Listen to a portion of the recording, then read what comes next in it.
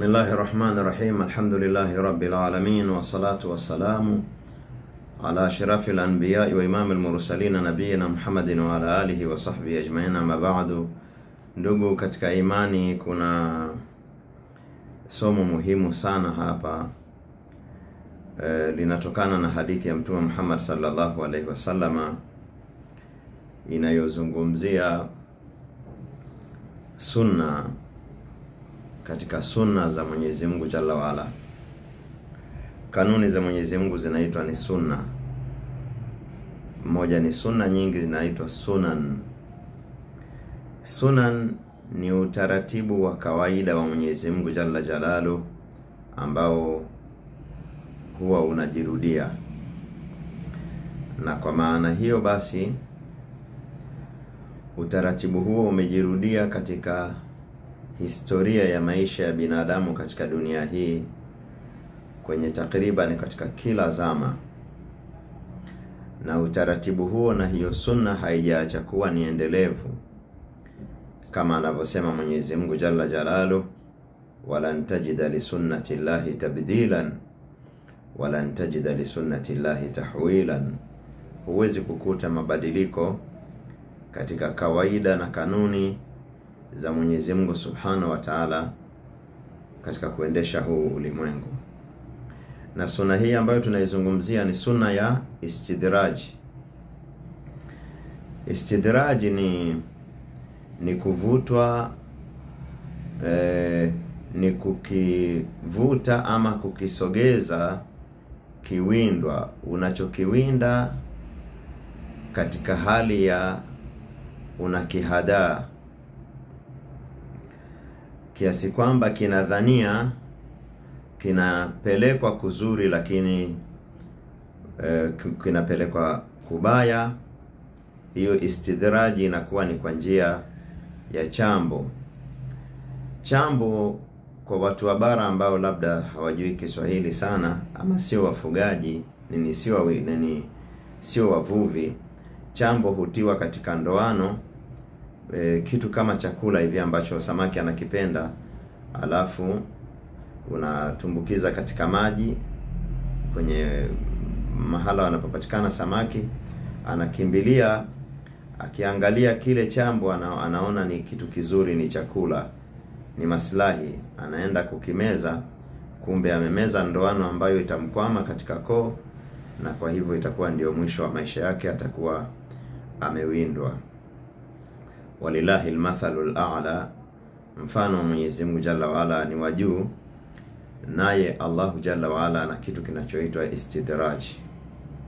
Tutaangalia namna ya ambavyo Mwenyezi Mungu Jalla wa Ala anawafanyia yani waja wake wabaya, sio waja wema, waja wake wabaya ambavyo huwa anawafanyia istidraj. Hadithi hii ya Mtume sallallahu alaihi wasallam imepokelewa na alimamu Ahmad. Inasema idha ra'aita Allah. Hapa sasa Mtume sallallahu alaihi wasallam anatupa alama. Ukiona hiyo alama kwa mtu, ujue kwamba anavutwa katika adhabu min haythu la yash'ur, katika hali ambayo hahisi. Ukimwona Mwenyezi Mungu Jalla Jalalu yu'til 'abda min ad-dunya, anampa mja katika waja wake, anampa katika dunia, yani anamfungulia dunia, ala maasihi. Huyu anayefunguliwa dunia si kwamba ni mtu mzuri, yuko katika maasia, anafunguliwa dunia na yuko katika maasia. Kwa sababu ilikuwa kinachotegemewa ni kwamba akiwa katika maasia awekewe vikwazo vya uchumi. Huyu yuko katika maasia, alafu ndio anafunguliwa zaidi. yu'ti al-'abda min ad-dunya ala maasihi ma yuhibbu. Anampa mja katika dunia juu ya kuwa anafanya maasia, anampa ayatakayo katika dunia. Fa inama huwa mustadraj. Ukiona hivyo jua kwamba anafanyiwa istidraj, na alichopewa ni chambo kinachompeleka katika adhabu. Thumma tala Rasulullah sallallahu alaihi wasallama. Kisha Mtume sallallahu alaihi wasallama akasoma kauli yake Mwenyezi Mungu Jalla wa Ala katika Qur'ani ni katika surati An'am aya ya 44, falamma nasu ma dhukiru bihi fatahna alaihim abwaba kulli shay'in hatta idha farihu bima utu akhadhnahum baghtatan fa idha hum mublisun. Zama waliposahau yale ambayo wamekumbushwa nayo, tukawafungulia milango ya kila kitu. Wamesahau makumbusho ya Mwenyezi Mungu Jalla waala, wamesahau maonyo ya Mwenyezi Mungu Jalla waala, na kusahau hapa ni kwa maana ya kuyapuuza. Wameyapuuza katika level ambayo ni kama vile hawana habari nayo, hawayajui, hayako katika akili zao. Ndio limetumika hili neno nasu katika kilele cha kupuuza maagizo ya Mwenyezi Mungu Jalla waala. Walipofanya hivyo, angalia, ilikuwa kama vile msikilizaji anasubiria tukawaadhibu, tukawaletea majanga. Allah anasema hapana, fatahna alaihim abwaba kulli shay'in, tuliwafungulia milango ya kila kitu. Hata idha farihu bima utu, wakaendelea mpaka wakafurahi na wakaenjoy kwa kile walichopewa. Akhadhnahum baghtatan, tukawachukua ghafla.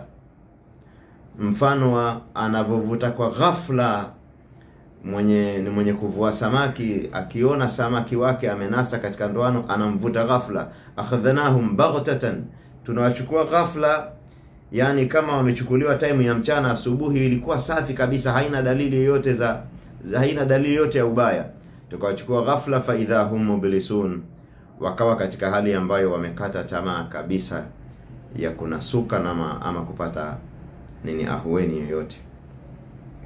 Hiyo inaitwa ni istidraji na ni sunna katika sunanullahi alkauniya, katika sunna za Mwenyezi Mungu Jalla waala za kuendesha ulimwengu huu. Lakini ndugu zangu katika imani,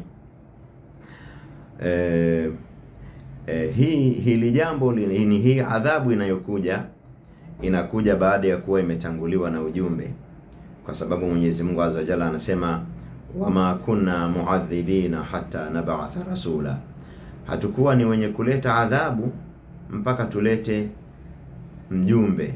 Kwa hivyo kinachotangulia, watu wakishakuwa wamekengeuka na wanaishi nje ya njia ya Mwenyezi Mungu Azza Jalla, huwa wanaletewa wajumbe.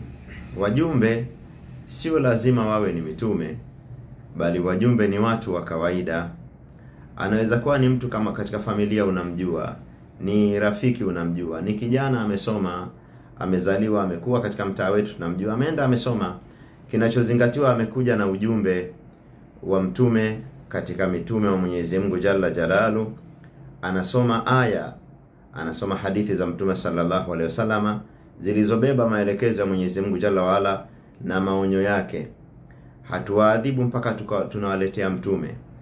Wakimuitikia mtume hawatoadhibiwa, wasipomuitikia ndio adhabu ya Mwenyezi Mungu Jalla waala itakuja.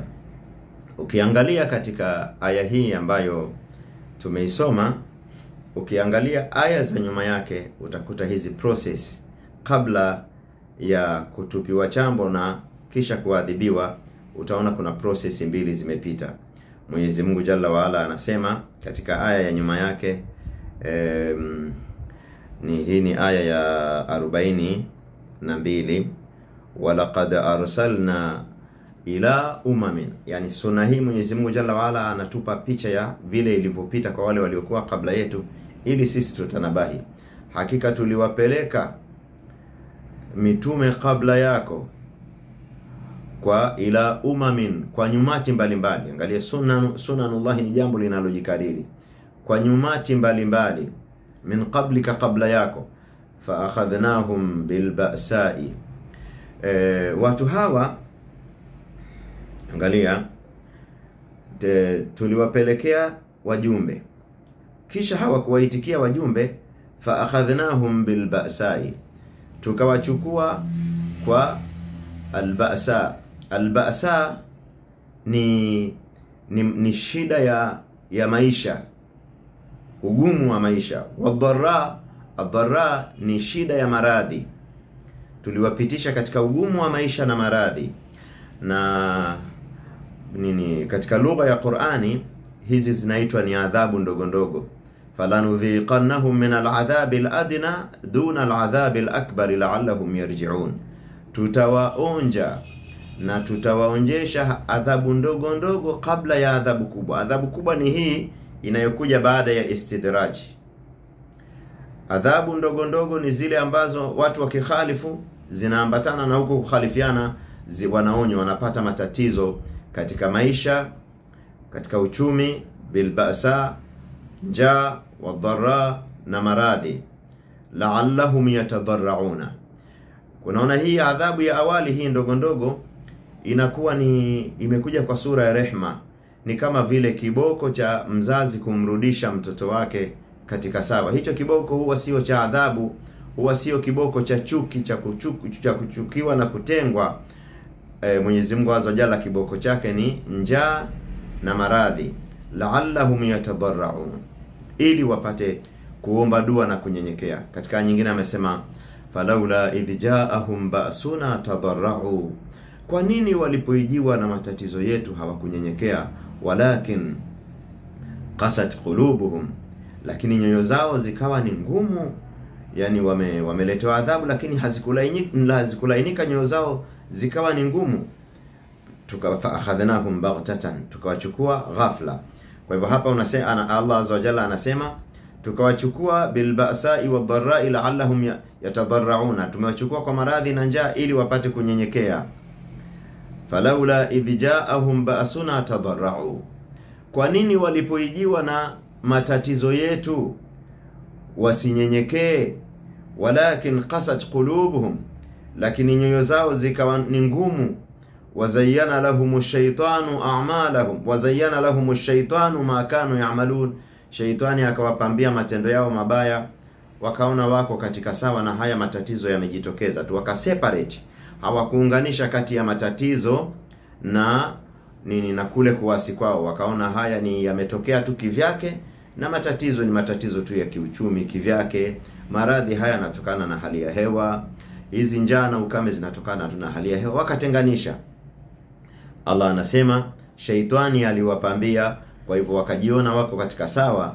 Ma kanu ya'maluna, aliwapambia yale waliokuwa wakifanya. Ndio sasa Mwenyezi Mungu akasema falamma nasu ma dhukiru bihi, waliposahau makumbusho yetu. Unajua makumbusho yetu ni zile aya wanazosomewa na manabii ama warithi wa manabii, alafu jumlisha makumbusho ya Mwenyezi Mungu Azza wa Jalla kwa kuleta majanga ili yawakumbushe na warudishe katika dini. Waliposahau haya makumbusho mawili, ikawa sasa hapa hawakumbushwi tena, sasa wanavutwa katika adhabu. Sasa imekwisha kupita hukumu kwamba waadhibiwe. Fatahna alaihim abwaba kulli shay'in, tuliwafungulia milango ya kila kitu. Na hapa kuna jawabu la swali ambalo baadhi ya watu husema, mbona kuna watu wanamwasi Mwenyezi Mungu Azza wa Jalla na wamemkufuru na bado wanafunguliwa dunia yao? Mtume sallallahu alaihi wasallam anasema ukiona hivyo sio kwamba hiyo ni kheri, bali wanavutwa katika adhabu. Na aya katika masala haya na kusherehesha kipengele hiki ziko nyingi sana na ziko wazi sana, katika hali ambayo haiwezi kuacha mashaka kabisa juu ya ufahamu huu ambao tunauelezea. Kwa hivyo fatahna alaihim abwaba kulli shay'in, tuliwafungulia milango ya kila kitu. Hata idha farihu, mpaka walipofurahi, katika kilele cha kufurahi na kuenjoy bima utu, kwa sababu ya kile walichopewa. Akhadhnahum baghtatan fa idahum mublisun, tukawachukua ghafla, mara wakawa wamekata tamaa kabisa ya kupata salama, wakakata tamaa kutokana na rehema za Mwenyezi Mungu Jalla Jalalu. Kwa hivyo ukiona una neema hiyo haikukurubishi kwa Mwenyezi Mungu Jalla Waala, bali neema hiyo ndio unaitumia katika kumaasi Mwenyezi Mungu Jalla Waala, jua kwamba wewe ni mustadraj. Tunamuomba Mwenyezi Mungu Jalla Waala aturudishe kwake, kuturudisha ambako ni kuzuri. Rabbana la tu'akhidhna in nasina aw akhtana, wa sallallahu wa sallama wa baraka ala nabiyyina Muhammadin wa ala alihi wa sahbihi ajma'in, walhamdulillahi rabbil alamin.